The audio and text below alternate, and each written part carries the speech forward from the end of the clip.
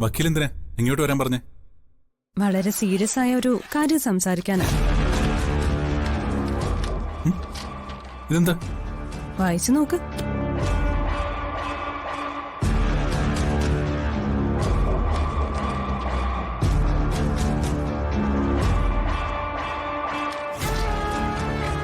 ഇപ്പൊ മനസ്സിലായോ എന്താണെന്ന്?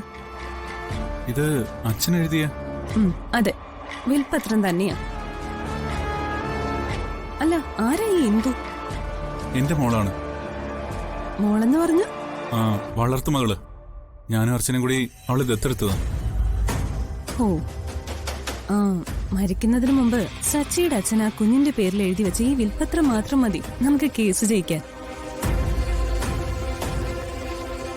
ഇതുവരെ മുമ്പ് കേസ് വാദിച്ചിരുന്ന വക്കീല് എന്തുകൊണ്ടാ കോടതിയിൽ ഇതിന് വേണ്ടത്ര പ്രാധാന്യം നൽകാതിരുന്നെന്ന് എനിക്ക് മനസ്സിലാവുന്നില്ല. ഈ ഡോക്യുമെന്റിനെ കുറിച്ച് മുമ്പ് വാദിച്ചിരുന്ന വക്കീല് നിങ്ങളോട് സംസാരിച്ചിരുന്നില്ലേ? ഇല്ല, ഒന്നും സംസാരിച്ചിട്ടില്ല. ഈ ഡോക്യുമെന്റ് വെച്ച് ഒരു ക്രിമിനൽ കേസ് അവന്തികയുടെ പേരിൽ എന്നേ ചാർജ് ചെയ്യായിരുന്നു. മൈനറായ ഒരു കുട്ടിയുടെ പേരിൽ എഴുതിയ സ്വത്തുക്കളെ എഴുതി വാങ്ങുന്നത് ക്രിമിനൽ ഒഫൻസാ. ആ കേസിന്റെ ബലത്തില് നിങ്ങളുടെ സ്വത്ത് തർക്കത്തിന്റെ കേസ് നമുക്ക് ജയിക്കാൻ സാധിക്കും. അതെങ്ങനെ? സച്ചിയുടെ അച്ഛന്റെ കയ്യിൽ നിന്ന് കമ്പനിയും മറ്റു സ്വത്തുക്കളും എഴുതി വാങ്ങിയത് നിർബന്ധിച്ചോ ചതിച്ചോ ആണെന്ന് തെളിയിക്കാൻ നമുക്ക് ഈ ഡോക്യുമെന്റുകൾ മാത്രം മതി. അത് മാത്രമല്ല, മക്കൾക്ക് കൊടുക്കുന്നത് പോലെ മരുമക്കൾക്ക് അങ്ങനെ സ്വത്തുക്കളൊന്നും എഴുതി കൊടുക്കാൻ പറ്റില്ല. ഇവിടെ കമ്പനിയുടെ ഷെയറുകള് അവന്തികയ്ക്ക് വിറ്റു എന്ന് തന്നെയാ പറഞ്ഞിട്ടുള്ളത്.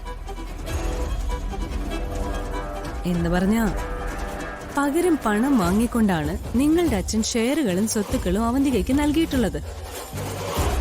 ഏയ് അല്ല, അങ്ങനൊന്നും അല്ല സംഭവിച്ചത്. ശരിക്കും അച്ഛനെ ചതിച്ചെഴുതി വാങ്ങിയത് തന്നെയാ.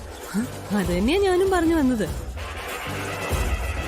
മൈനറായ ഇന്ദുവിന്റെ പേരിൽ എഴുതിയ ഈ ഡോക്യുമെന്റ് നമുക്കൊരു സോളിഡ് പ്രൂഫാ. കോടതിക്ക് ഇത് നിഷേധിക്കാൻ പറ്റില്ല. ഇനിയിപ്പോ നമ്മൾ എന്താ ചെയ്യണ്ടേ? എത്രയും പെട്ടെന്ന് ഒരു ക്രിമിനൽ കേസ് രജിസ്റ്റർ ചെയ്യണം. എന്നിട്ട് ഇത് ഒരു കണക്റ്റഡ് കേസാക്കി മാറ്റണം.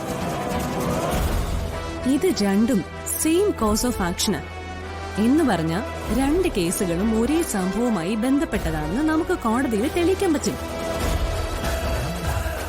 കോടതി ഇത് ഒരുമിച്ച് പരിഗണിക്കണമെന്ന് നമ്മൾ ആവശ്യപ്പെട്ട കോടതി അത് അനുവദിക്കുക തന്നെ ചെയ്യും. അങ്ങനെ അവന്തികയെ എനിക്ക് കോടതിയിൽ ക്രോസ് ചെയ്യാൻ സാധിക്കും. അതിലൂടെ നമ്മുടെ കേസ് ഞാൻ വിജയിപ്പിക്കും.